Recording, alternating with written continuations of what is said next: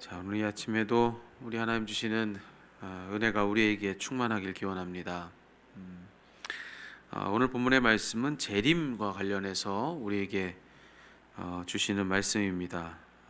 우리는 지금 애초에 베드로후서를 받아들었던 그들이 누군가라고 하는 것을 이 시점에서 다시 한번 기억해 볼 필요가 있습니다. 그들은 무엇보다도 주님의 재림을 간절히 기다리는 이들이었습니다. 앞서 베드로전서를 우리가 함께 이야기했을 때, 말씀을 나눴을 때도 함께 살펴봤지만 기독교인들에 대한 혹독한 박해를 견뎌가면서 하루하루를 힘들게 살던 이들입니다. 그런데 어제까지 살펴봤던 베드로 후서의 내용을 보니까 그들의 어려움이 그것만이 아니었던 것이죠. 밖으로부터는 그들을 어렵게 하는 박해도 그들을 힘들게 했지만 안으로부터 그들을 미혹하는 거짓 교사들의 그런 어떤 도전까지 있었던 것입니다. 그러니 가뜩이나 어려운 그들을 더 어렵게 했던 것이 그 당시 그들이 당면한 현실이었다, 이렇게 말을 할 수가 있는 것이죠. 그러니 그런 그들의 매일매일에 무슨 소망이 있었겠습니까? 안팎으로 그렇게 힘든 삶이었으니 그들의 매일매일의 삶에 이 땅에서는 소망이 없었던 것이죠. 그들에게 유일한 소망이 있었다면 그것은 주님이 그들에게 다시 오셔서 그들의 그 질고로부터 그들을 구원해 주시는 것, 약속대로 주님이 다시 오셔서 그들을 건져내 주시는 것, 그것만이, 주님의 재림만이 그들의 오늘의 고난을 이길 유일한 소망이었던 것이죠. 자, 바로 그런 그들이 오늘 베드로후서를 손에 쥔 이들이었다라고 하는 것을 우리는 기억해야 합니다. 자, 그런데 오늘 말씀해 보니까 그들에게 문제가 그것만이 아니었던 거예요. 또 문제가 있었는데 그런 소망으로 하루하루를 버티고 사는 겁니다. 그런데 어떤 문제가 있었는가? 앞서도 말했지만 그들의 유일한 소망은 주님의 재림이었습니다. 그런데 아무리 기다리고 또 기다려봐도 그들이 고대하던 그 예수님이 그들에게 오시질 않는 겁니다. 그러니 이만저만 실망이 아닌 것이죠. 앞서 말했듯이 주님만이 그들의 유일한 소망이었는데 지금 주님이 오시지 않으니, 기다려도 오시지 않는 그 주님, 어떻게 느껴졌겠습니까? 그 주님마저도 그들을 외면하시는 것처럼 그렇게 그들의 실망이 이만저만이 아니었을 테지요. 거기에 더해서 그런 그들을 조롱하듯 그들을 미혹하는 그런 거짓 교사들까지 있었다는 거 아니겠습니까? 그들에게 와서 그러는 거예요. 괜히 있지도 않을 그런 일 기대하지 말고 그냥 오늘을 즐기면서 살으라고, 왜 이렇게 어리석냐고 하며 그들을 미혹했던 것이죠.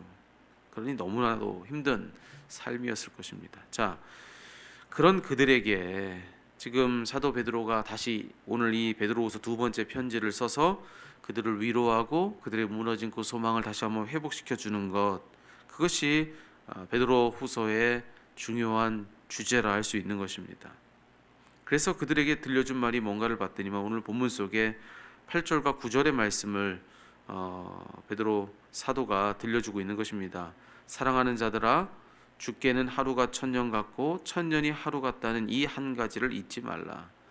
주의 약속은 어떤 이들이 더디다고 생각하는 것까지 더딘 것이 아니라 오직 주께서는 너희를 대하여 오래 참으사 아무도 멸망하지 아니하고 다 회개하기에 이르기를 원하시느니라. 여러분, 이게 무슨 말이냐면요, 내가 가진 내 시간 개념을 가지고선 절대로 하나님을 다 가늠할 수 없다라고 하는 것을 선언해 주는 것입니다. 그분은 천년을 하루 같게도 하실 수 있고 또 하루를 천년 같게도 하실 수 있는 분.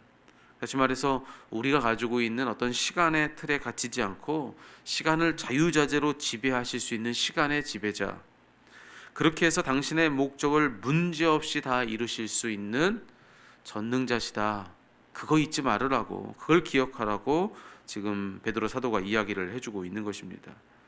그러니 우리의 시간 개념으로 그분이 헤아려지지 않는다고 해서 실족하지 말라는 것이죠.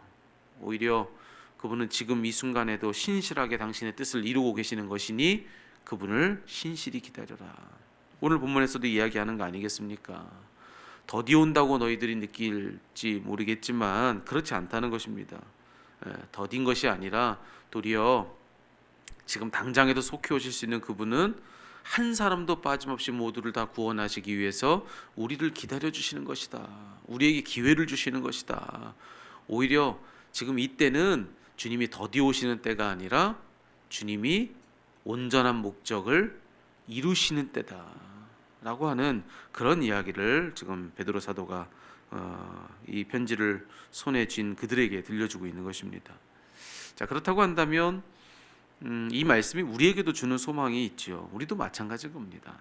우리 각자의 삶 속에서 우리가 지금 그분께 두고 있는 소망은 무엇입니까? 아무리 기다리고 또 기다려봤지만 우리가 품은 그 소망이 이루어지지 않아 번민하고 있는 그런 문제는 여러분들에게 무엇입니까?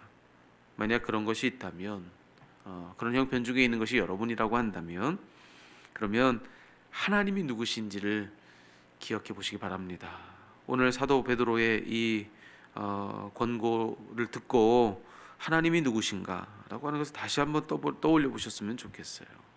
그분은 우리의 어떤 시간의 틀에 갇히지 않고 시간을 당신 뜻대로 자유자재로 사용할 수 있는 그런 분이시라는 것이죠. 그렇게 해서 얼마든지 당신의 뜻을 문제없이 가장 완벽하게 그 뜻을 이루시는 분, 하나님은 그런 분이시다라고 하는 것입니다. 그러니 그런 그분이 내 시간 개념으로 가늠이 되지 않는다고, 헤아려지지 않는다고 실족해서는 안 된다는 것입니다. 우리가 더디 온다고 내가 바라는 것이 더디 이루어진다고 느껴진다면 도리어 우리 생각이 달라져야 하는데 어떻게 달라져야 된다는 겁니까? 하나님이 지금 완벽하게 당신의 목적을 이루시고 계시는 때라는 것. 우리가 생각하는 시간 개념 안에 우리가 바라는 일이 있다고 해서 가장 좋은 일이 내게 그 일이 가장 내게 좋은 일인가? 그렇지 않다는 것입니다. 우리가 가장 좋은 결과를 있게 하기 위해서 당신의 시간과 당신의 방법으로 지금 당신의 일을 하고 계시는 그 하나님을 생각하라는 것입니다. 그 하나님이 내 시간 개념과 그리고 내가 생각하는 방법 그것으로 가늠이 되지 않는다고 해서 실족하지 말라는 것입니다. 도리어 더 온전히 일하고 계시는 그 하나님을 기대하라고, 그렇게 오늘 이 본문은 우리들에게 하나님의 뜻에 대하여서 들려주고 있는 것이죠. 만약 주님의 일이 더디게 이루어진다고 느껴진다면 여러분 그런 우리가 이와 같음을 생각해 보십시오. 얼마 전에 설교하면서 여러분들에게 그런 예를 들은 적이 있습니다. 어디 차를 타고 여행을 하면 뒷좌석에 앉아있는 아이들에게 몇 시간이 걸린다고 이야기를 해주어도 그 아이들 어떻게 하죠? 채 몇 분도 되지 않았는데 다 왔냐고 묻습니다. 왜 아직 안 왔냐고 그렇게 질문합니다. 우리가 딱 그런 겁니다. 하나님이 온전히 하나님의 계획 속에서 그 뜻을 이루어 가고 계시는데도 불구하고 딱 정한 때가 있는데도 불구하고 우리가 성급히 그러는 겁니다. 왜 아직 이루어지지 않았냐고, 언제 이루어질 것이냐고. 딱 우리 차 뒤에 앉아 있는 우리의 아이들 같은 것이 주님이 왜 이렇게 더디신가라고 느껴질 때 그때 우리는 다 그와 같다는 거 그거 기억하면 정확하리라 생각을 합니다. 그분의 일은 지금 정확한 시간표 아래서 정확히 이루어지고 있습니다. 이를 믿고 우리는 그저 신실히 그분을 기다려야 할 줄로 믿습니다. 여러분 오늘 그분을 앙망하십시오. 그분을 신뢰하십시오. 하나님이 때에 맞추어 여러분에게 이루어 주실 줄로 믿습니다.